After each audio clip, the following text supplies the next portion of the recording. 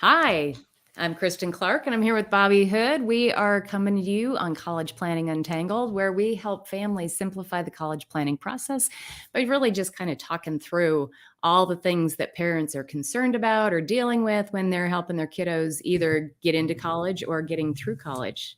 Bobby, how are you today? I'm just great. Yeah, this is our third part talking about picking a major, right? And that's important right now. You've got seniors who are, getting back some college acceptances right now, but hopefully, they chose a major before they chose a college. But I bet for a lot of them, they just chose a college, right? Oh, absolutely. And Bobby, here's what's happening in households when parents are trying to help their kiddos pick a major.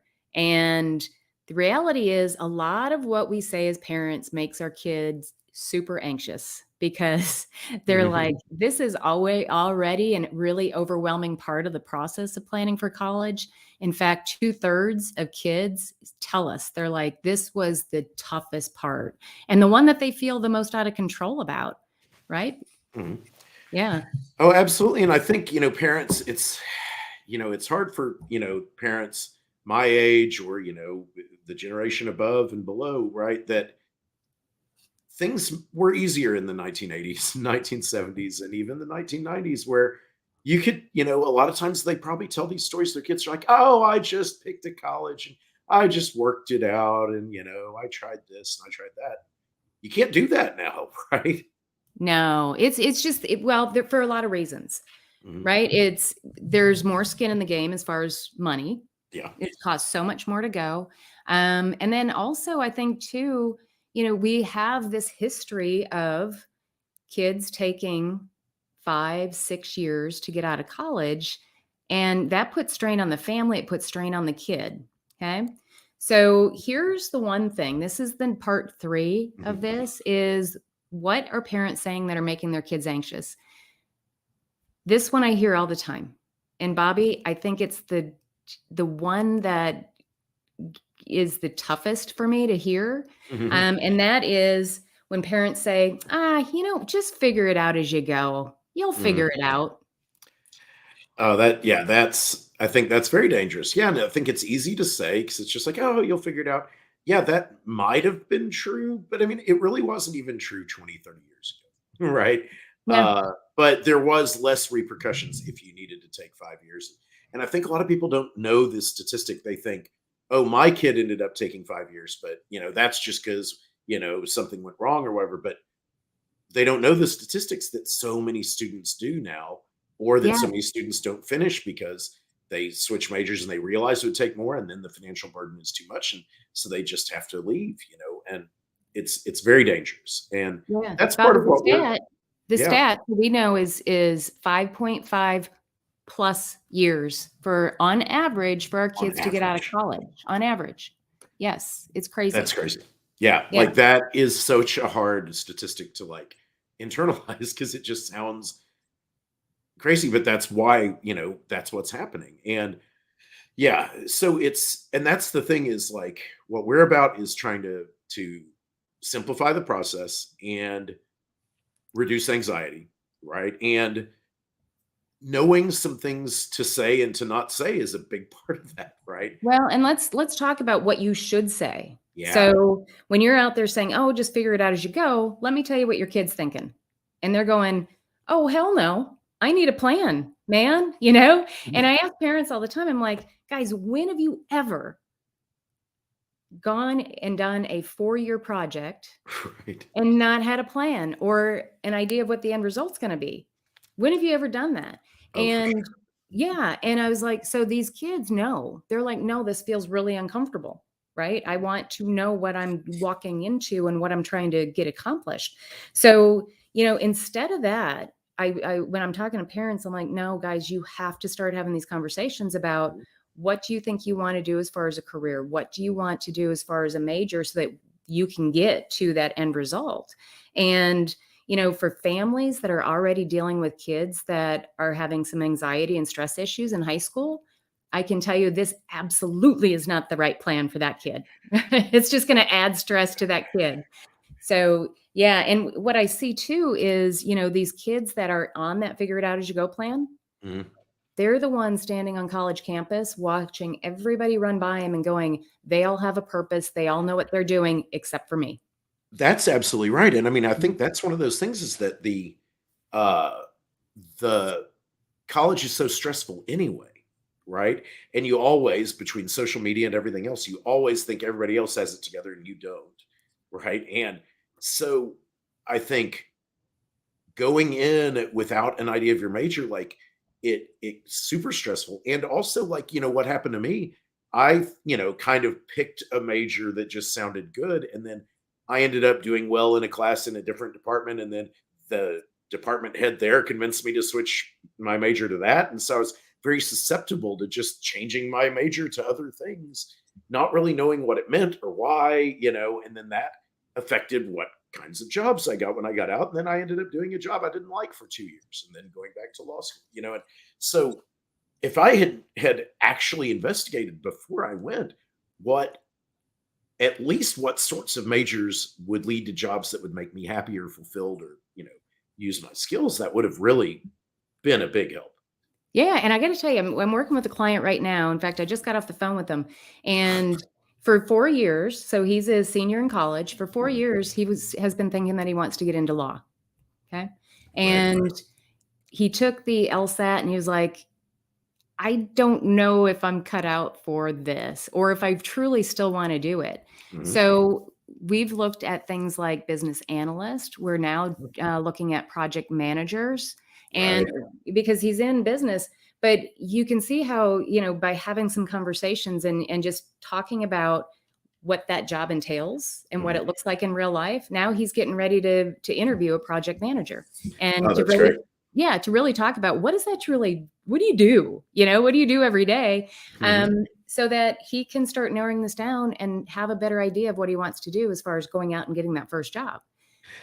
Absolutely, and this is actually a really great example of how important this stuff is because as the law school is a great example of it because you can go to law school with any undergraduate degree, with any major. It doesn't matter. Law schools love having diverse classes, whatever. They do not want, I mean, there's, people say, oh, I'm in a pre-law major, which what, maybe political science or something, Or but that's business not or law yeah. or Yeah. business or whatever. Right. So if you're planning on going to law school, there is no pre-law major, right? So if you're planning on going to law school, you need to pick out what you still need to pick out. Well, Right? you What sort of do. business would you like to be doing the law of, right? Right. And and if you want to be a litigator, maybe, whatever. Like, maybe that would lead to these things, but like maybe you want to be a business litigator, then get a business degree.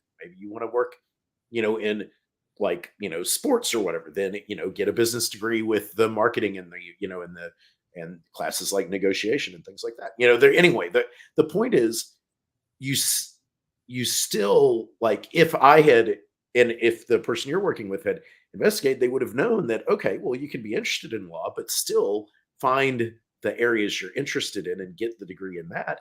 And And it's also, one other thing, if you were going to law school, if you have trouble getting into the law school of your choice, if you wait and work for 2 years in business, that improves your chances of getting into law school dramatically. That's what happened with me. I did not get into the law schools I wanted to. I worked for 2 years as an accountant. Then suddenly I got in with a full ride to the same law school that gave me no money the time before. So yeah, so these are all things that you can learn by, thinking about these things and researching these things. Yeah, and it's interesting to me, Bobby, getting back to the, parents thinking it's okay to Yeah. figure it out as you go. I kind of call it the lazy man's planning for college because nobody wants to have to do this part of the job. Mhm. It's hard. You're making a decision about what you want to do for the rest of your life, so it's hard, and it's very easy not only for kids to put it off, but for parents to put it off because they don't know how to get there either. They're Well, like, I don't know how to help my kid figure this out. exactly, and you've just gone through the whole fall of, trying to, like pick out colleges, write essays, get recommendation letters, get all those things together, fill out all those applications, fill out the FAFSA, right? And so it's just like, oh, now we need to talk about that, or we should have talked about that junior year. Well, let's just kick the can down the road and figure it out next summer or next fall, while you're in Yeah. college. That's doesn't work, right? And but it's because there's so much anxiety involved in each stage of the college application process that you're just exhausted by the end of it. And that's why the college application checklist that you have and all of these videos we've made about each step of the process and how to simplify it. That's the thing is it's all bite-sized pieces, right? Talk about this thing, start at junior year, talk about this thing, talk about this thing, have conversations and just mostly listen and just ask questions, right? Instead of announcing things like just figure it out as you go. Yeah, I mean, bottom line, it's have the conversation. And I did put the timeline into the Oh chat yeah.